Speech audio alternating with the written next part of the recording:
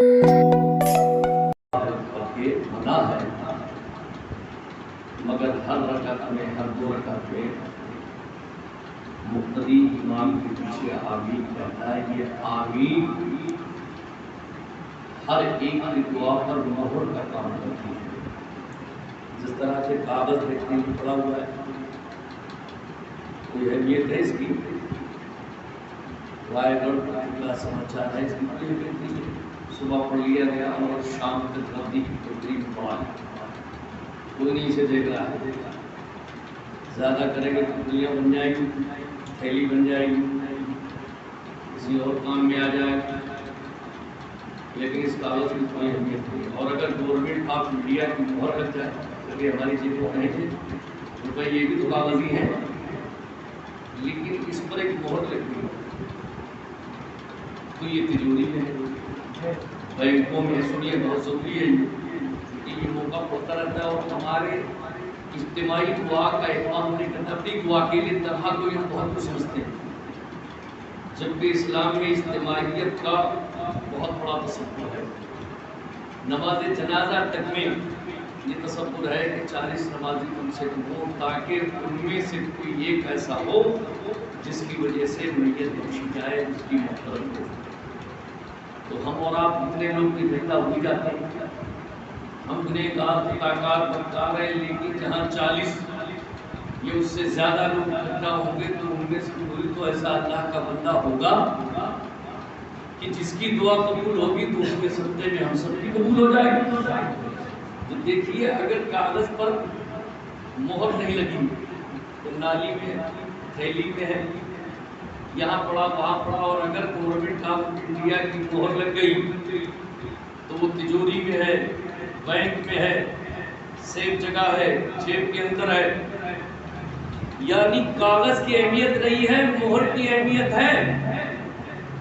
ورنہ کاغذ تو کاغذ ہے برابر برابر، اسے آگ کے حوالے کرو، جتنی جلدی یہ جلے گا وہ بھی جل جائے گا، اگر پانی بھی یہ گل جائے گا تو یہ بھی گل جائے گا. لیکن اس سے بھی مہر کا کمال ہے. مہر لگ جاتی ہے تو کاغذ میں اتنا فرق ہو جاتا ہے کہ اس کاغذ میں زمین آسمان کا فرق ہے. اور اس وقت مال کا آدمی اتنا دل دادا ہے کہ جان چلی جائے مگر مال نہ جائے، چمڑی چلی جائے مگر دمڑی نہ جائے. آج کل تو اتنی محبت ہے، تو یہ مہر کا کمال ہے. تو ایسے ہی جس طرح سے ایک معمولی سے کاغذ پر مہر لگ جائے تو وہ تجوری میں، بینک میں، ہماری جیبوں میں سیف، ایسے ہی یہ آمین ہر دعا پر مہر کا کام کرتی ہے.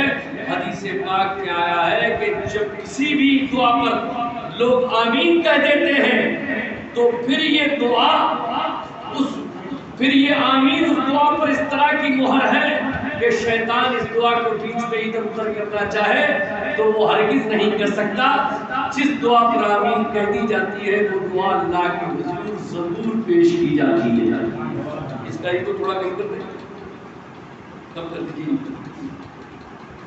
تو یہ دعا جب بھی ہو اس طرح، جب تک اہتمام نہیں کریں گے، اندر سے طبیعت میں، من میں حسینیت کو ہم اور آپ پیوست نہیں کریں گے، ظاہری طور پر صرف نعرے لگانے سے کہیں کچھ حاصل وصول نہیں. اس لیے کہ جب تک وہ چیز اندر نہیں جائے گی، انجیکشن کی طرح دوا اگر کوئی جسم پر مل دے، دوا کوئی جسم کے اوپر مل دے تو شفا آپ کو ملے گی؟ نہیں. جب تک وہ دوا پیٹ کے اندر نہیں جائے گی اس دوا کا خاطر خواہ فائدہ اور اثر آپ کو نہیں مل سکتا ہے. اگر واقعی چاہتے ہیں کہ بزم حسین سے ہمیں اور آپ کو فائدے ملے، آخرت ہماری اچھی ہو، دنیا ہماری اچھی ہو، تو ہمیں اور آپ کو امام حسین کا نام جس طرح سے زبانوں پر ظاہر لیتے ہیں، اسی حسینیت کو ہمیں اپنے دل دماغ ذہن میں پیوست کرنا ہوگی. جب حسینیت رگ و ریشے میں انشاءاللہ پیوست ہو جائے گی تو آخرت کی ہر بیماری سے ہماری اور آپ کی حفاظت ہوگی. میں غلط کہہ رہا ہوں؟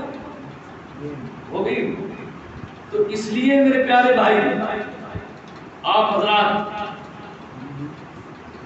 جتائی ضروری ہے. جتائی بنجر زمین پر، اگر کوئی بنجر زمین پر گیہوں دھان ڈالا ہو، اگے گا سبزہ؟ ارے بتائیے آپ. بنجر زمین پر کوئی آدمی بغیر جوتے اور کھاد ڈالے ہوئے اور ڈالا ہے گیہوں دھان، ارے اس میں گیہوں دھان اگنے کے بجائے جو تم ڈال کے آؤ گے وہ بھی واپس نہیں آئے گا۔ بنجر زمین پر کبھی پودے نہیں اگتے۔ پودا اگانے کے لیے اس زمین کی جتائی، نرائی، کھدائی، کھاد، پانی، تمام طرح کی محنت مشقت کرنا پڑتی ہے، اور جب زمین اپجاؤ ہو جاتی ہے تو ایک دانہ ڈالو گے، اللہ تعالیٰ ایک دانے کے بدلے پوری بانی تمہیں عطا کرتے ہیں۔ تو ہماری اور آپ کی زندگی بھی بنجر زمین کی طرح ہے بالکل۔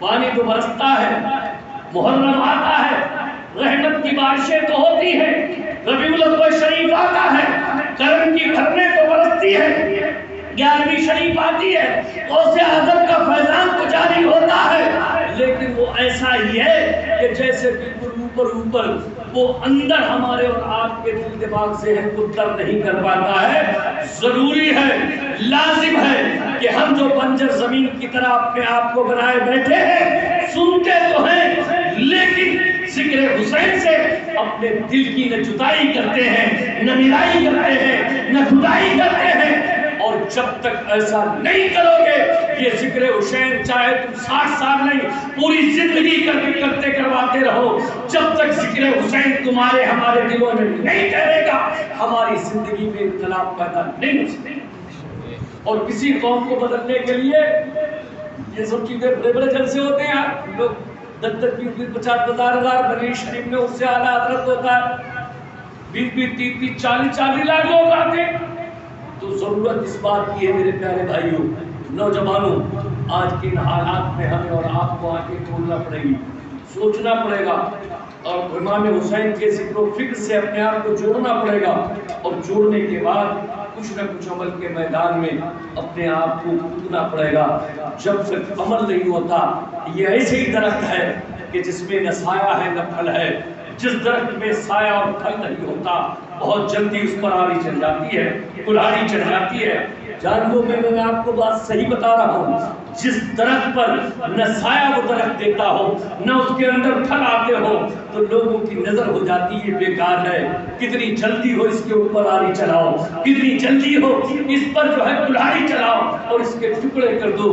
کوئی جو ہے بینڈو بنانے کے چکر میں ہوگا، کوئی چوکھٹ بنانے کے چکر میں ہوگا، کوئی تخت بنانے کے چکر میں ہوگا، کوئی تندور کے گیٹے بنانے کے چکر میں ہوگا۔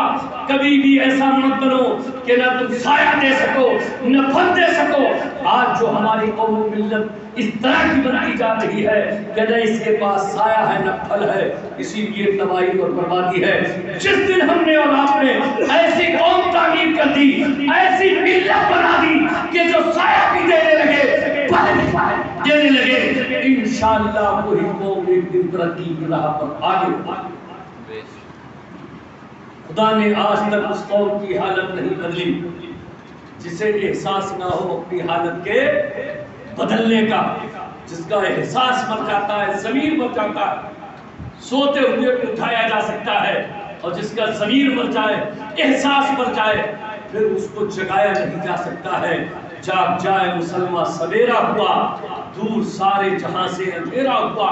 ہمارے بزرگوں کا یہ احسان ہے، اعلیٰ حضرت قادر بریلوی کا یہ احسان ہے، امیر شریعت کا یہ احسان ہے، مجاہد ملت کا یہ احسان ہے، سرکار مفتی اعظم ہند کا یہ احسان ہے، ہمارے بزرگان دین کا، کہ جنہوں نے یہ محفلیں اس طرح کی ان موقعوں پر شروع کروا دی۔ ہم تو دین سے دور رہے، مذہب سے دور رہتے ہیں، لیکن کہیں نہ کہیں محرم شریف آ جاتا ہے تو کہیں نہ کہیں حسین کی محبت کے نام پر دین سے قریب ہو جاتے ہیں، مذہب سے قریب ہو جاتے ہیں، ہمارا ایمان رینیول ہو جاتا ہے، پھر سے ہمارے ٹوٹے ہوئے تار چھو جاتے ہیں۔ یہ حسین کوئی ایسی برکت نہیں کہ کوئی تمہاری بلڈنگ اور محل بن جائے گا، بلکہ حسین کی محبت جو ہے وہ ایمان و عقیدے پر قائم رہنے کی دلیل ہے۔ جو امام حسین کی محبت پہ جیے گا اس کی دنیا بھی اچھی ہوگی، انشاءاللہ آخرت بھی اچھی ہوگی۔ نبی اور آل نبی میں سب لوگ ضرور شریف پڑھ لیجیے۔ اللہم صلی علی سیدنا مولانا محمد الجود والکرم، منبع العلم والحکم والحکم وعلى آله وبارك وسلم صلاة وسلام عليك يا رسول اللہ، صلاة وسلام عليك يا نبی اللہ یا حبیب اللہ۔ باتیں تو بہت کچھ ہیں لیکن چونکہ مضمون سمیٹنا ہے اور بات کو اور آگے بڑھانا ہے، اس لیے اس میں کوئی بہت زیادہ شک و دروازے نہ کھول کر کے میں اپنی بات کو شروع کرنے جا رہا ہوں۔ اور یہ ضمن باتیں میں اس لیے کہتا ہوں تاکہ یہ جو محفلیں ہم اور آپ کر رہے ہیں ان کا مقصد ہمارے اوپر پوری طرح سے واضح ہو جائے۔ تو یہ نہیں کہ دعوت کر دی، کھانا کھلا دیا، نذرانہ دیا اور سب چلے گئے، تو پھر کیا مقصد ہے؟ امام حسین قربانی کہیں نہ کہیں ہمیں یاد رکھنی چاہیے کہ اگر وہ امتحان ہم سے لے لیا جاتا پھر کیا کرتے؟ آپ بتائیے، تم سے لے لیا جاتا پھر کیا کرتے؟ آج ہمارے پاس وقت کا امتحان، آج وقت کی قربانی نہیں ہے۔ بھائی کتنے لوگ ہوں گے اور یہاں کتنے بیٹھے ہیں، لوگ وقت کی قربانی تک دینا نہیں چاہتے۔ ایسا دور و زمانہ آ گیا ہے، ایمان و عقیدے کا بچانا بڑا مشکل کام ہوتا جا رہا ہے۔ اس لیے ہم اور آپ جو ہے وہ امام علی مقام اور اہل بیت کے دامنوں سے اپنے آپ کو لگائے رکھیں۔ موج پر طوفان پر ساحل پہ ان کا اختیار، موج پر طوفان پر ساحل پہ ان کا اختیار، رہو رہے منزل پہ ان کا اختیار، اور ان کے جلووں سے مزین ہے زمین و آسمان، ان کے جلووں سے مزین ہے زمین و آسمان، فرش سے عرش، ہر دل پہ ان کا اختیار۔ وہ ازل میں قبر کی تاریکیوں میں حشر میں، وہ ازل میں قبر کی تاریکیوں میں حشر میں، یعنی ماضی حال مستقبل میں ان کا اختیار۔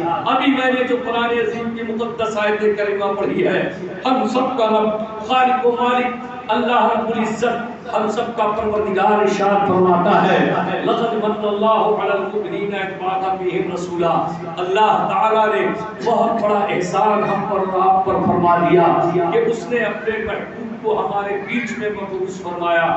سوچو تو ذرا صحیح، جتنے نبی اور رسول پیغمبر اس دنیا پر تشریف لائے وہ سب کے سب اللہ کے نبی تھے، اللہ کے پیغمبر تھے، اللہ کے رسول تھے، لیکن جو 1,24,000 یا 2,24,000 میں اختلاف روایات، حضرت آدم سے لے کے عیسیٰ کے بعد جو نبی اس دنیا پر اس خاکدان کی پر جلوہ گر ہوا وہ اللہ کا نبی بھی ہے، رسول اور پیغمبر بھی ہے، لیکن وہیں اللہ کا نبی پیغمبر کے ساتھ اللہ کا محبوب بھی ہے۔ دنیا جانتی ہے محبوب کوئی دینے کی چیز ہوتی ہے، محبوب کی طرف کوئی نگاہ اٹھا دے لوگ حسد کرنے لگتے ہیں، محبوب کی طرف کوئی دیکھ دے تو آدمی نظریں ٹیڑھی کرنے لگتا ہے۔ محبوب میرا ہے، اس پر اجارہ صرف و صرف میرا ہے، محبوب میرا ہے، اس پر حق میرا ہے۔ کوئی محبوب کی طرف دیکھ دے آپ کو برا لگنے لگتا ہے، آپ جو ہے اس کی طرف سے جلنے لگتے ہیں، حسد کرنے لگتے ہیں۔ پوری دنیا کا دستور یہ ہے کہ جو جس سے محبت کرتا ہے پھر دوسرا اس کی طرف دیکھے وہ یہ کبھی گوارا نہیں کر سکتا، جب نظر کوئی کر لے تو گوارا نہیں، کوئی محبوب کسی کو دے دے گا یہ کب گوارا کرے گا، لیکن اس پروردگار کا اپنے بندوں پر کتنا بڑا احسان ہے، کتنا بڑا بے پایا کرم ہے کہ دنیا میں عام بندے جس محبوب کو عام کو نہ دے سکے، جب ہماری اور آپ کی ہدایت کی باری آئی، جب ہمیں اور آپ کو گمراہی سے نکالنے کی بات آئی تو اللہ تعالیٰ نے نبی رسول پیغمبر کے ساتھ ساتھ اللہ نے اپنا محبوب ہمیں اور آپ کو عطا کر دیا۔ اور محبوب مہم میں تیرا میرا نہیں ہوتا، تیرا میرا جو محب کا ہوتا ہے وہ محبوب کا ہوتا ہے، جو محبوب کا ہوتا ہے وہ محب کا ہوتا ہے۔ میں تو مالک، میرے اعلیٰ حضرت نے اسی لیے تو فرمایا میں تو مالک ہی کہوں گا کہ ہو مالک کے حبیب، میں تو مالک ہی کہوں گا کہ ہو مالک کے حبیب، یعنی محبوب و محب میں نہیں تیرا میرا تیرا، یعنی محبوب و محب میں نہیں میرا تیرا۔ تو جو محب کا ہوتا ہے وہ محبوب کا ہوتا ہے، جو محبوب کا ہوتا ہے وہ محب کا ہوتا ہے۔ محب اور محبوب میں میرا تیرا نہیں ہوتا تو بات واضح ہو گئی، بات کلیئر ہو گئی، بات صفا ہو گئی۔ اسی لیے تو اس پروردگار عالم نے اگر آپ سورہ فاتحہ میں الحمدللہ رب العالمین لفظ عالمین اگر اس نے اپنے لیے استعمال کیا ہے تو رحمت رحمت للعالمین اس نے اپنے محبوب کے لیے استعمال کیا ہے. جتنی وسعت رب العالمین میں ہے اتنی وسعت رحمت للعالمین میں ہے. بات ظاہر ہے جہاں جہاں خدا کی خدائی ہے وہاں وہاں مصطفیٰ کی مصطفیٰ. نعرے تکبیر، اللہ اکبر، تکبیر، اللہ اکبر، رسالت یا رسول اللہ، اعلی حضرت زندہ باد، مصطفیٰ زندہ باد. اختیار و پاور کی بات کروں بس اتنا ہی سمجھ لیجئے. جب محبوب مہم میں کوئی فرق نہیں ہوتا تو وہ لوگ جو اختیارات مصطفیٰ پر حملہ آور ہیں وہ اللہ کے رسول کے اختیار پر حملہ آور نہیں ہے، وہ خدا کی ذات پر حملہ آور ہے.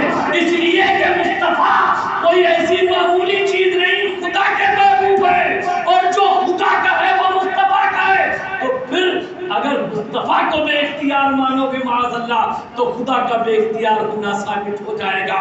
اور جس کا عقیدہ یہ ہو جائے اس کا کوئی ایمان نہیں ہے، اس کا کوئی دھرم نہیں ہے، اس کا کوئی کلمے سے قرآن و سنت سے تعلق نہیں ہے، چاہے وہ لاکھ داڑھی ٹوپی مکھوٹا بنا ہے، مگر اسلام سے اس کا کوئی رشتہ نہیں ہو سکتا. اسلام یہ جب وہ آئے ہاتھ دبا کر کے منع ہے،